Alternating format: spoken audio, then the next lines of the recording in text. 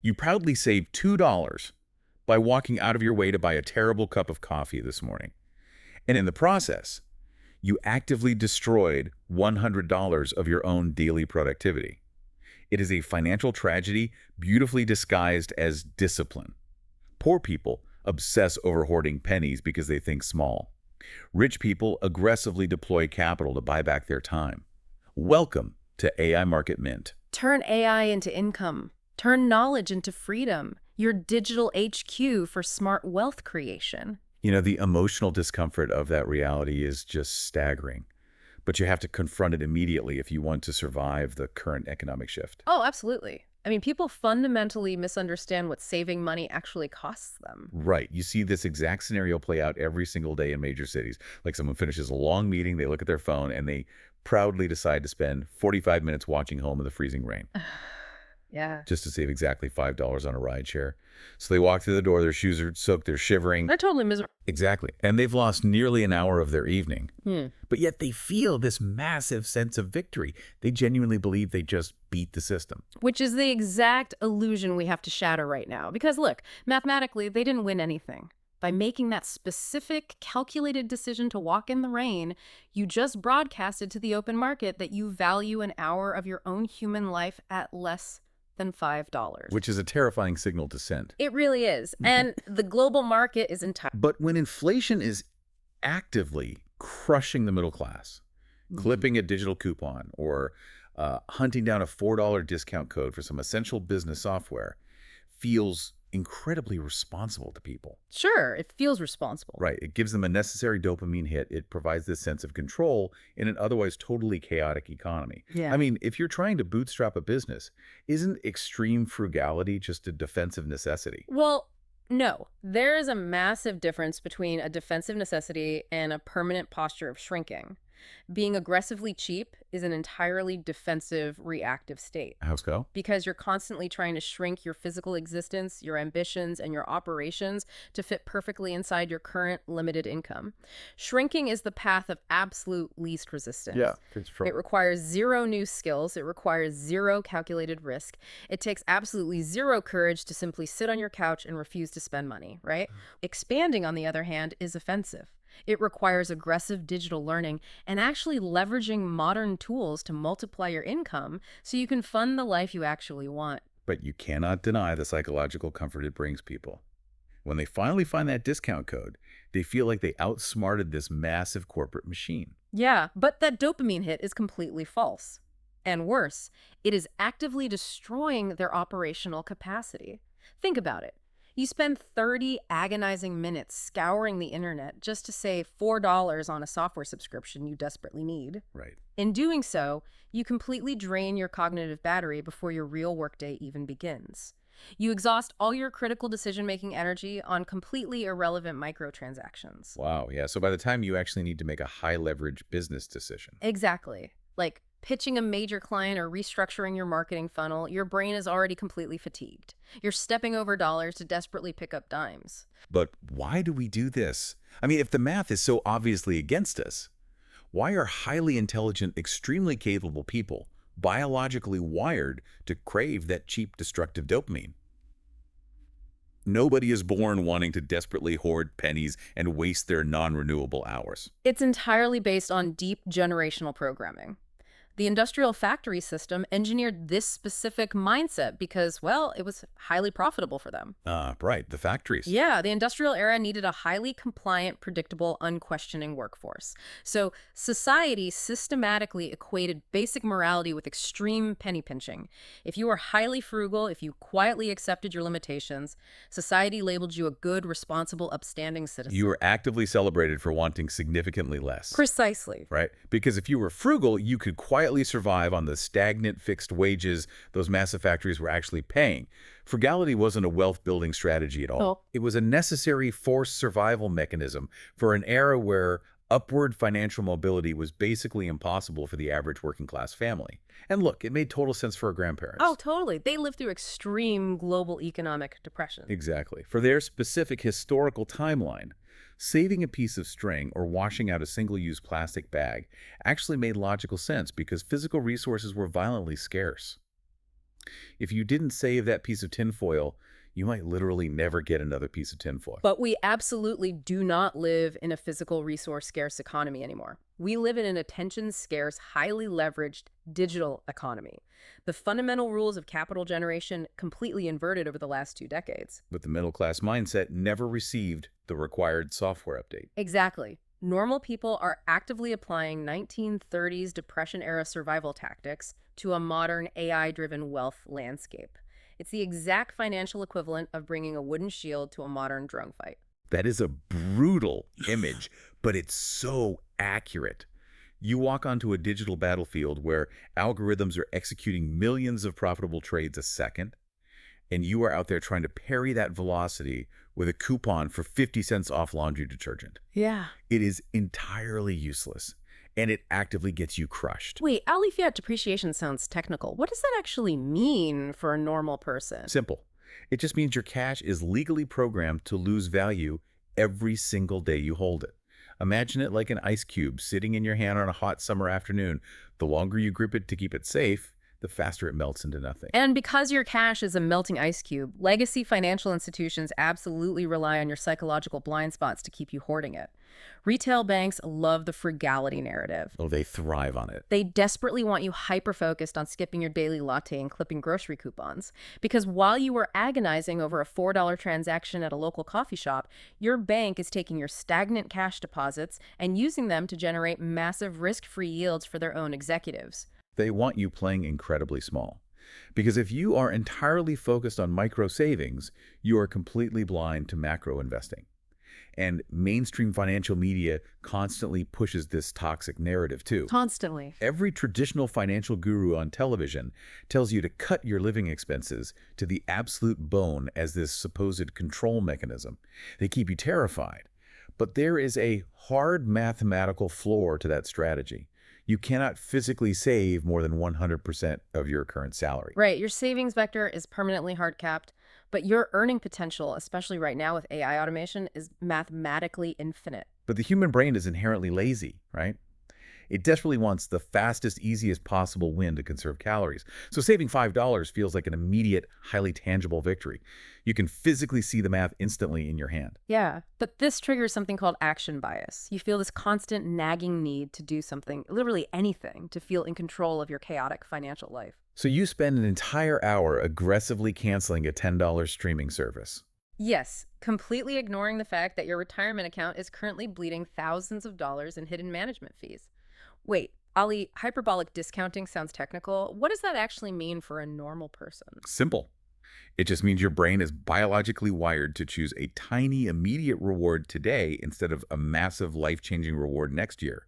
Imagine it like eating a cheap candy bar right now, instead of waiting an hour for a 5-course luxury steak dinner. And that biological flaw completely destroys modern careers. Let's look at Steve. Okay, let's talk about Steve. Steve is a freelance digital designer who absolutely refuses to pay $20 a month for a premium AI image generation tool. He prides himself on using the clunky, slow, free, open source versions of everything. Typical. He genuinely thinks he is outsmarting the massive software companies by rigorously refusing to pay them a subscription fee. But here's the unseen cost. Skeeter spends 4 grueling hours manually fixing the visual artifacts, the jagged pixel edges, and the structural errors that the free AI tool constantly produces. Oh man, that's painful. That is 4 hours of highly skilled, exhausting labor wasted every single day just to save $20. Meanwhile, his direct market competitor pays the $20, generates the clean, perfect asset in 12 seconds, and spends those 4 free hours successfully pitching new high-ticket enterprise clients. Exactly. Steve successfully saved his $20, but he permanently lost his entire career trajectory. And again, I look at Steve and I see someone trying to be virtuous. Society constantly tells him that avoiding debt and avoiding subscriptions is the moral high ground. But the open market does not care about Steve's personal virtue or his deliberate suffering. Not at all. It purely rewards high output, incredible speed, and flawless efficiency. The market is a ruthless machine. It does not hand out gold stars because you did something the hard way. No, it doesn't. Stripping away the emotion of Steve's failure reveals the brutal, undeniable math of how we price our time. We have to completely shift away from calculating standard return on investment for liquid cash and start calculating return on time invested. Return on time invested, that is the metric. It is. The hidden financial mechanics of being cheap are devastating. Let's look at a standard everyday scenario. Sure. You decide you want to repaint the exterior of your house. A professional painting crew quotes you $3,000 to finish the entire job in 2 days. Okay, and the cheap defensive mindset immediately rejects this quote. Right, instantly. You tell yourself there's absolutely no way you are paying a crew $3,000 for a physical task you can technically do yourself. Okay. So you drive to the hardware store. You spend exactly $500 on premium paint, brushes, and scaffolding. And you genuinely think you just saved $2,500 in pure cash. But you are not an efficient professional painter. You don't know the exact chemical mixture for the primer. You tape the windows incorrectly. Disaster. It takes you 3 entire weekends of grueling, exhausting physical labor in the hot sun to finally finish the job. That is 6 full days or exactly 48 hours of your limited non-renewable life. Let's run the actual brutal math on this transaction. Let's do it. You successfully saved $2,500 in cash, but it directly cost you 48 hours of manual labor. You effectively paid yourself exactly $52 an hour to paint your own house. And if you are actively trying to build an empire and scale a digital business, $52 an hour is a catastrophic poverty wage. Those 48 hours could have been spent intensely learning a high-income AI automation skill. Absolutely. You could have built a scalable digital product or aggressively prospected for high-ticket consulting clients that actually pay you $500 an hour. Wait, hourly cost of capital sounds technical. What does that actually mean for a normal person? Simple. It just means the exact required financial return you absolutely must earn to mathematically justify spending your money or your time. Imagine it like a toll bridge. If the toll costs $10, the business deal waiting on the other side better pay you at least $11, or you simply do not cross. Perfect. Now, apply this exact mathematical framework directly to investing. The cheap retail investor absolutely refuses to pay for premium market data or professional software. Right. They exclusively use free delayed data feeds just to save $30 a month. Right. And then they confidently execute a massive trade based on data that is already 15 minutes old. Which is an eternity.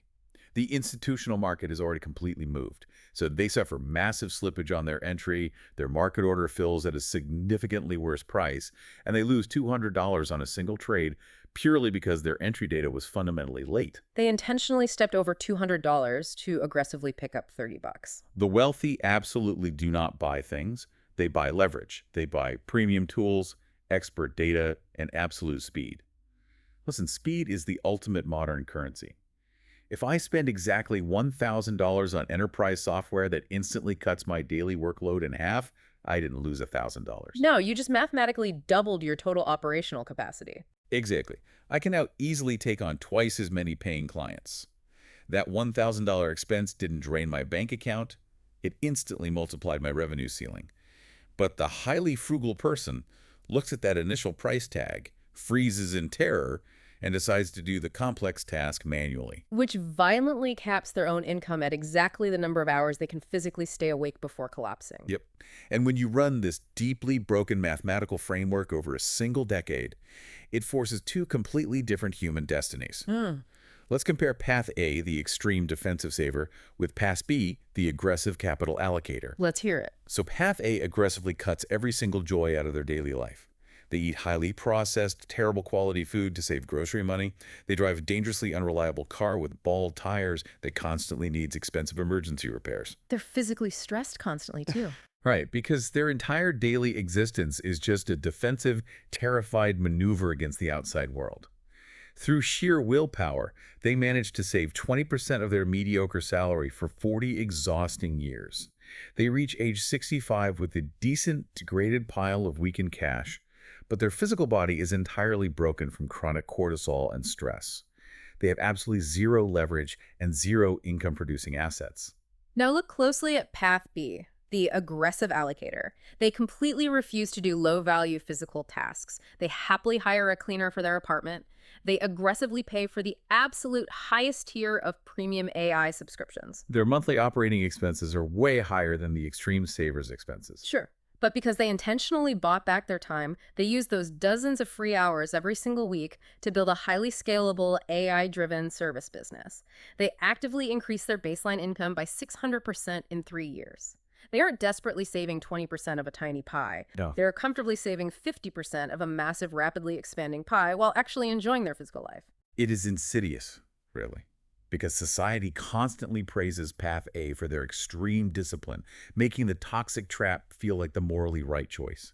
You are told you are doing the responsible thing by denying yourself. It breaks my heart because people on Path A are trying so hard. They genuinely think they are the heroes of their own story, valiantly fighting against consumerism.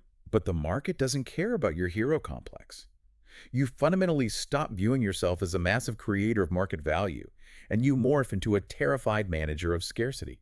That's powerful. You aren't being responsible. You are being paralyzed. You stay in the toxic dead-end job because you are absolutely terrified of the temporary cash flow disruption of quitting. You build a defensive fortress with incredible high walls, but you completely forget to build any long-range weapons to fight back. Meanwhile, the wealthy are quietly buying up the exact assets you were too afraid to invest in. Which means you have to permanently and violently break this industrial programming right now. The required mindset shift is absolute. You must completely stop seeing your money as a defensive shield. Money is heavy ammunition. It is high-octane fuel. Yes. You do not stockpile premium fuel in your garage just to look at it and feel safe. You put it directly into the engine to move the vehicle significantly faster toward your target. So every single time you face a purchasing decision moving forward, you must ask yourself one brutal, overarching framework question. Does this specific expense buy me back my time, or does it permanently multiply my output? If the truthful answer is yes, it is an absolute investment. Here is the exact practical framework to execute this defense today. Step 1.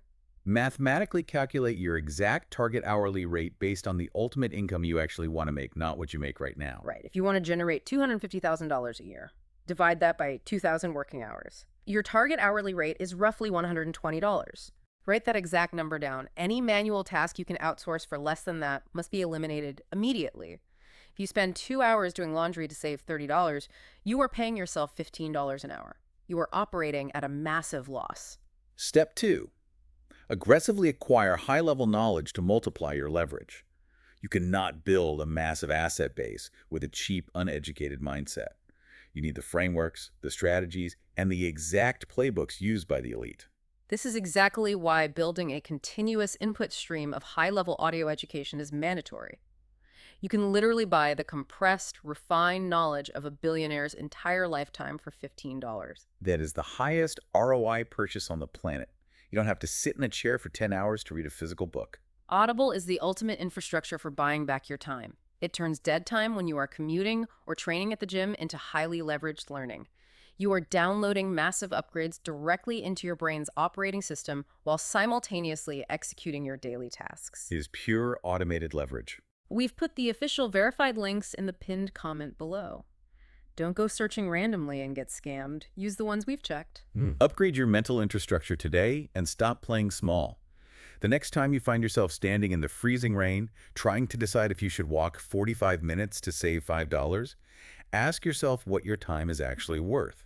If you treat your time like it is worthless, the market will gladly agree with you. What could you accomplish if you decided your hour was worth $100 or $500? The math changes, and so does your life. Exactly. Don't let the future leave you behind. Start earning.